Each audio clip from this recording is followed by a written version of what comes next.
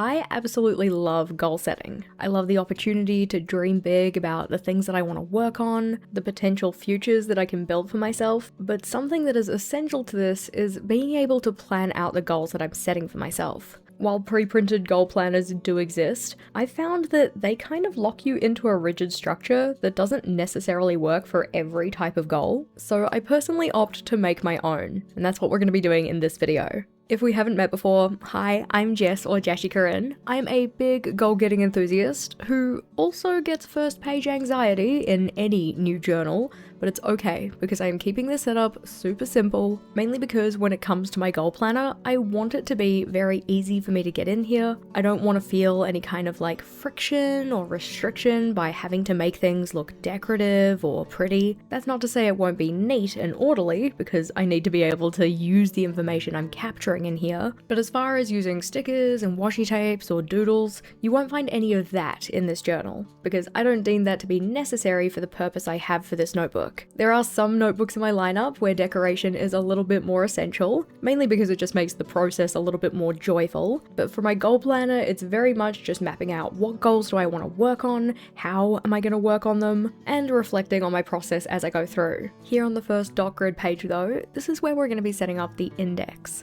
This is terminology that I've borrowed from the bullet journal method, but essentially this is just a directory of everything that I'm going to capture in this notebook. When it comes to my everyday journals, I don't typically put an index or a table of contents in there because everything is super sequential, I don't really need it. But when it comes to my goal planner, although things will be sequential, there are going to be some specific reference pages, especially at the start of the notebook, that I'm going to want to be able to find very easily. By having this page to specify which page number each of those layouts are found on, it's just going to help save future me from flipping back and forward trying to figure out exactly where I put anything. The notebook I'm using does not come with page numbers. This one is from Archer and Olive, so I am going to have to number the pages as I go, and I do typically like to number them as I go, just in case for any reason I need to remove a page. Maybe I colossally stuff something up to the point of not wanting to even look at the page anymore. And I also find that numbering an entire journal at once is usually just a recipe for making some kind of stuff up in my numbering,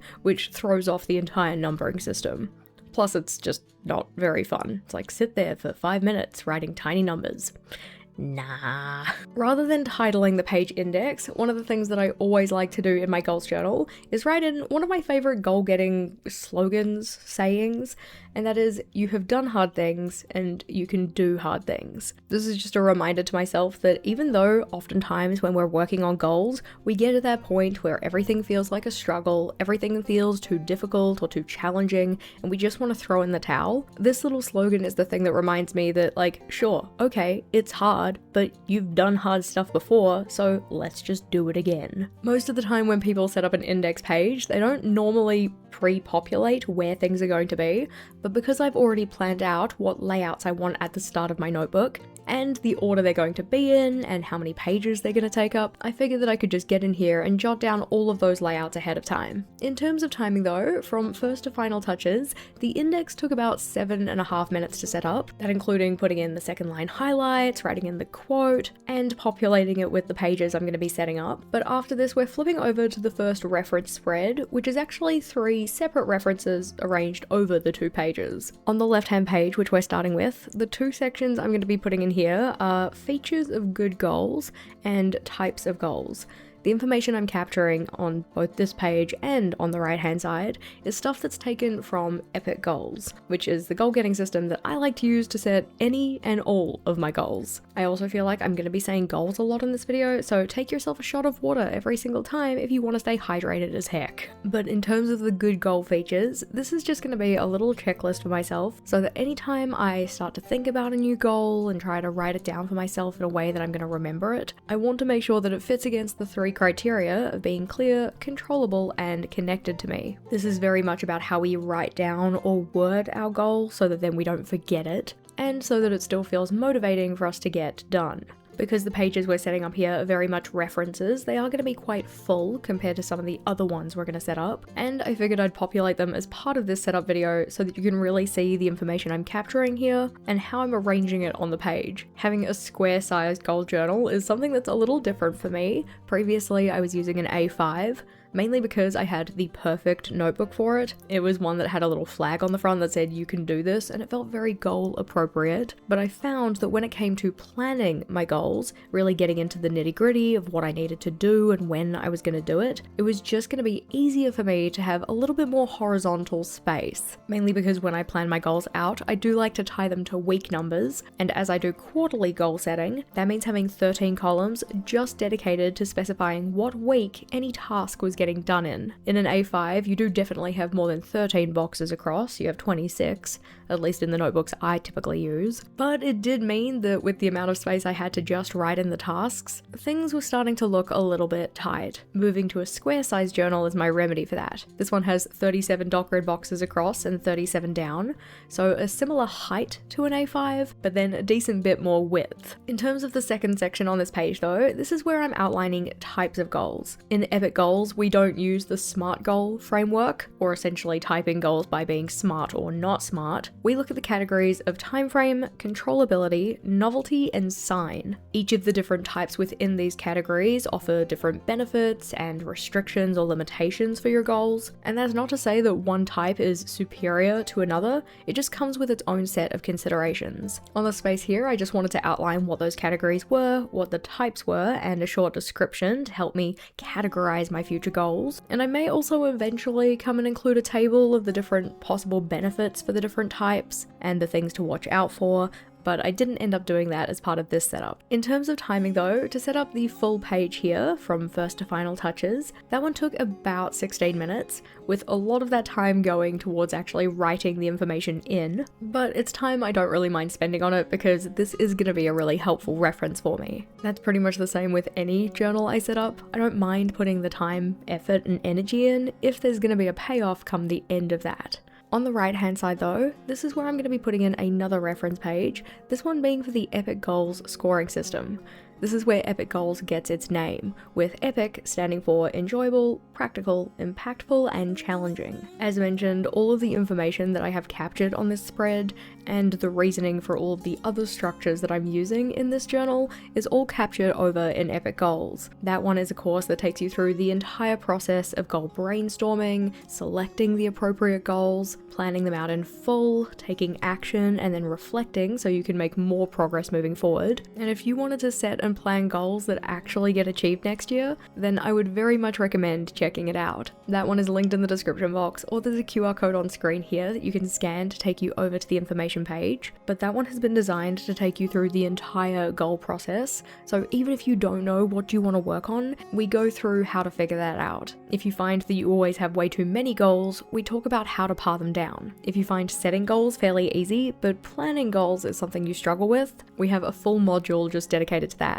And if you find that the planning is fine, but the action taking is where you struggle, we also cover strategies to help with that too. The course is also designed to be go at your own pace because life's busy, especially around this time of year. So regardless of whether you want to do bite-sized increments over a longer period of time, or if you just want to binge everything all at once, as soon as you sign up, you have access to everything. As said though, it's linked in the description box, but for this page here, this is where I wanted to put in the scoring system for Epic Goals. This is a check that we do for any of the goals we're thinking about setting, just to make sure that they are as likely to be accomplished as possible. And that's not to say we need to have perfect scores in every single criteria, but in knowing which criteria are looking a little lower than others, we can make sure that we plan accordingly for that. It essentially just gives us an opportunity to identify possible challenges or internal obstacles that we might face in working towards a goal. Because the categories are enjoyable, practical, impactful, and challenging, these are things that are going to be very subjective for any individual person. So it gives us an opportunity to do a kind of vibe check on any goal to see if it's right for us or if it's right for us right now. Along with the specifics about how to score in each of the categories,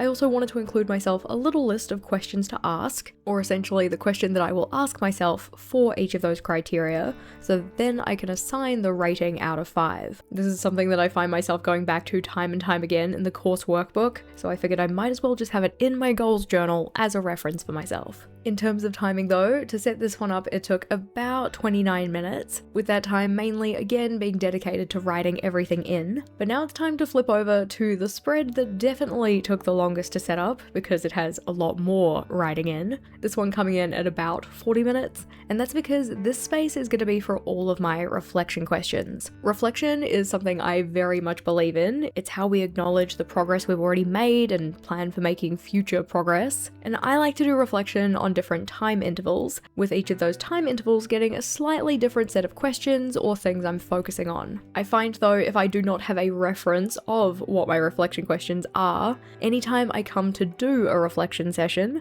whether that be at the end of a week or the end of a month or whenever else, I sit there racking my brain trying to think up what are the reflection questions that I find useful, what are the ones that I most typically want to use. Rather than having to do that for every single reflection session for the next year, I'd rather just have this reference spread in my journal that I can come back to. It has the set of questions I know work for me, and then just save myself the time by looking over that list rather than trying to reinvent the wheel every single time. One of the things that I did to make all of these reference pages as user-friendly as possible for future me is writing information in on every second line. This isn't something that I would usually do. Typically I try and use pretty much every single scrap of space in my planners, but I knew that if I wrote reflection questions on every single line across this double spread, it would just look like a giant wall of text which would be totally overwhelming, and I would end up probably just neglecting the spread altogether. Another thing I also did to make it a little bit more user-friendly is give myself highlighted header bars for each of the different sections that contain the different types of reflection questions. The sections that I included are daily reflection, weekly reflection,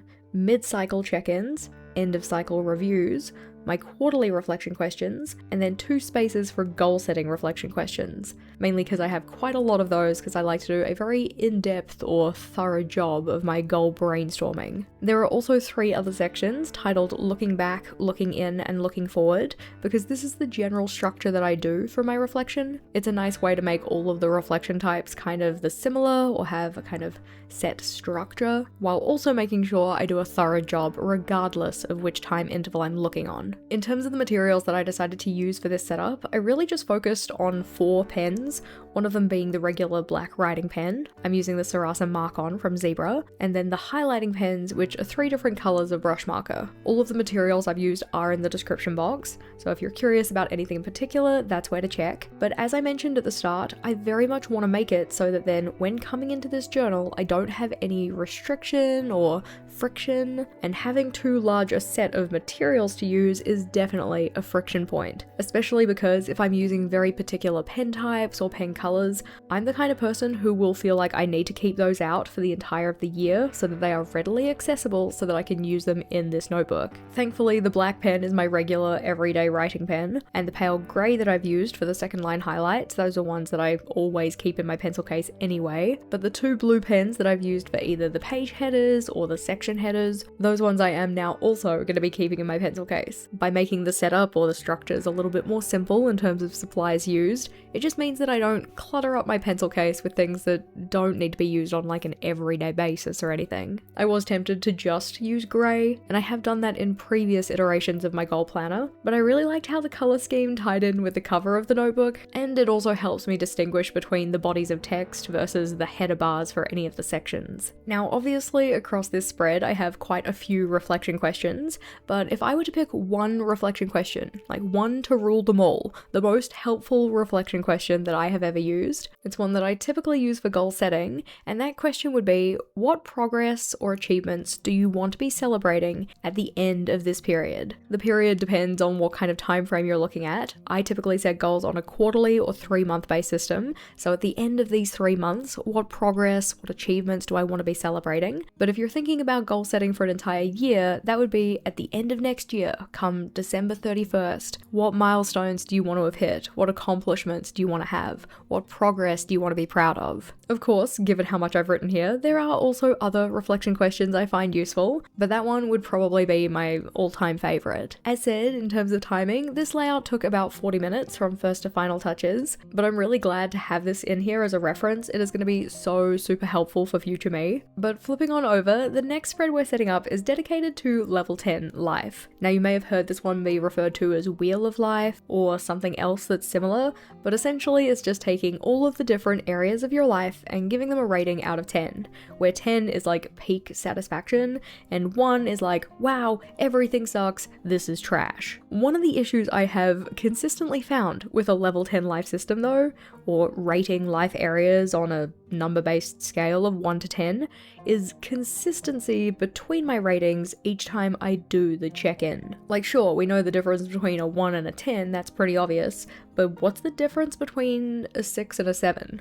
Or a 4 and a 3? To give my future self just a little bit more guidance on this, I wanted to have a reference for myself as to what I consider each of those different levels to be in terms of satisfaction, and so that's what I'm going to dedicate the top left-hand corner to, but the rest of the spread is going to be for writing down my ratings for each of my different life areas across probably at least 2 years. I typically like to do a level 10 life check-in at the end of each quarter just to see how I'm tracking in my satisfaction across life. And it is also very interesting to see how those values change over time, especially as you start to focus on goals in a particular area, while maybe letting other ones just go into maintenance mode or sometimes slip. So rather than just rating myself out of 10 for each of those life categories and going, oh yeah, that was a fun activity, and moving on with my day, this spread is going to be an opportunity to dig a little deeper and consider, okay, last quarter I was sitting at a 6, but at the end of this quarter, I'm sitting at a 4. What happened? What changed?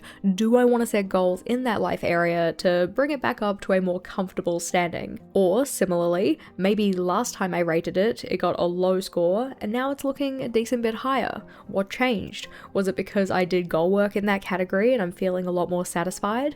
Or did something else happen to boost my satisfaction? Mainly by collecting this data and collecting it over a longer period of time, rather than just a one-off kind of snapshot of life satisfaction, I'm just giving myself the opportunity to dig a little deeper into why my satisfaction is tending in the direction it is. When it comes to what your life categories are though, I personally think that this is personal. I don't love when certain planners will dictate what life areas it wants you to give ratings towards, because not all life areas are going to be relevant for all people. As an example though, the ones that I have on my system are physical health, mental health, home environment, personal development, finances, fun and leisure, work, Vogel, who's my partner or husband, family, and social. For other people, they might want to include spirituality or generosity and giving. They might have different types of work they're doing and want to split those out into different categories. Another category that I don't think is overly served in my system is digital environment, though oftentimes I will just include that with home environment because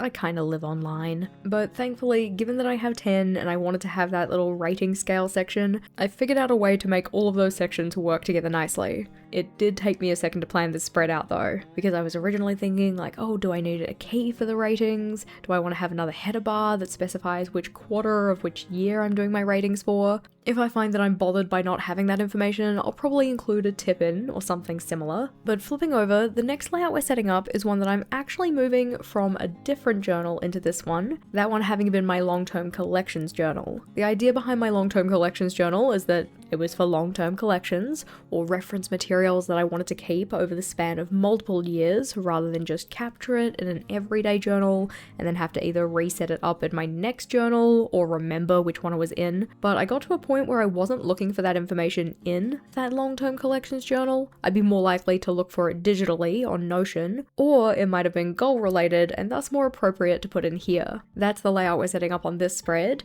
this one being dedicated to my long-term bucket list. This is stuff that I keep saying I want to do and haven't really gotten around to, in particular in relation to goals and projects. So not so much the things like, oh, I still haven't put the shopping away, I really need to get to that, or my laundry's still in the basket, I really need to hang my clothes. Not so much those things, but more so goal and project type things that feel a little bit more special. I'm keeping the setup of this one super simple, just having 2 columns per page where I can write in any of those long-term things that I'd like to do. And when I say long-term, long-term bucket list, I don't necessarily mean these things are going to take a long time to do, but they're just stuff that I would like to do, it's just not a focus for right now. I have previously called this one my apocalypse, or things to do before the apocalypse, or set it up as a 101 things to do in the year, but I didn't want to set this one with the time frame of having to get them done just in a calendar year, but more so just write down the little milestones or accomplishments that I would like to make across my life, but don't have any immediate plans to work on right this second. This can also kind of act as a goal holding space, or a space to jot down goals that I would like to work at some point,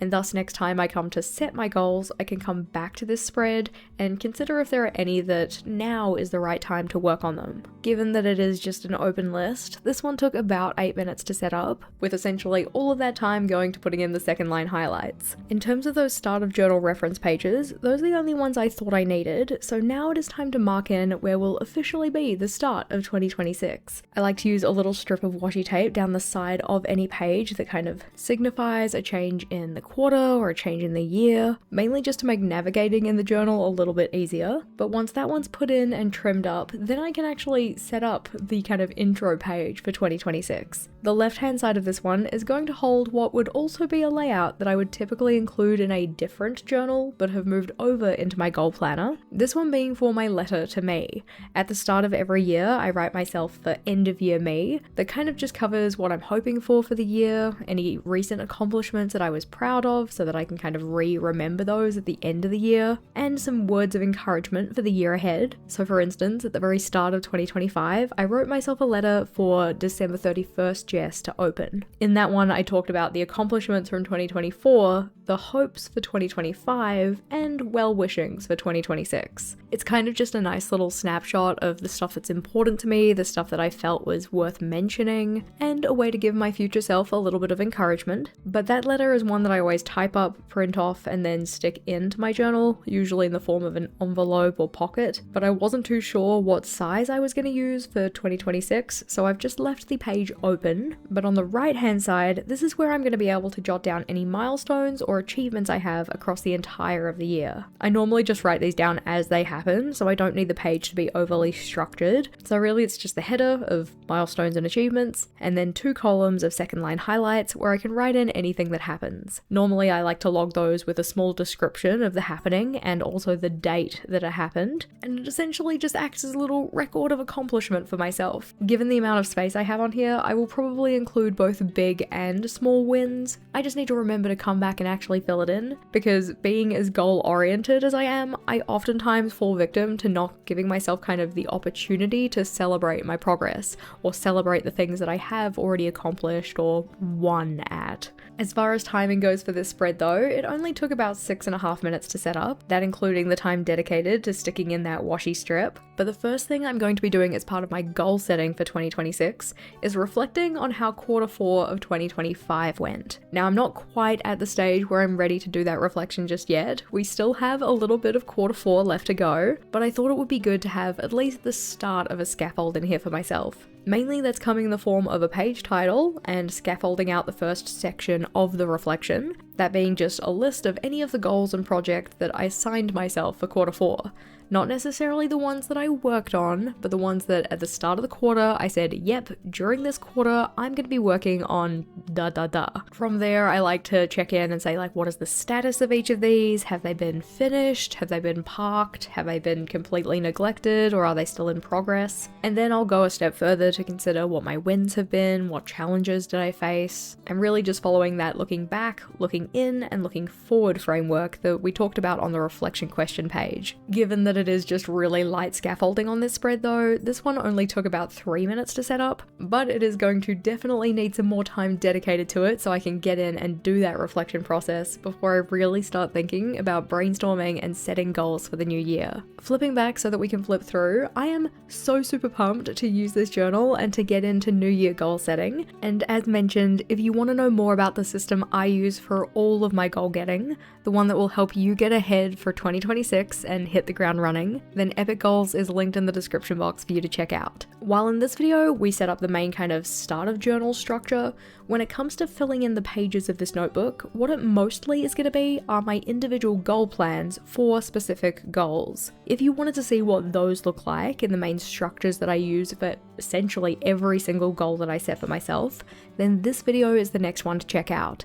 In that one, I talk through all of the main sections and why I use them, along with showing you the general overview of what the page will look like as I use it. So click or tap on that one and I'll see you over there.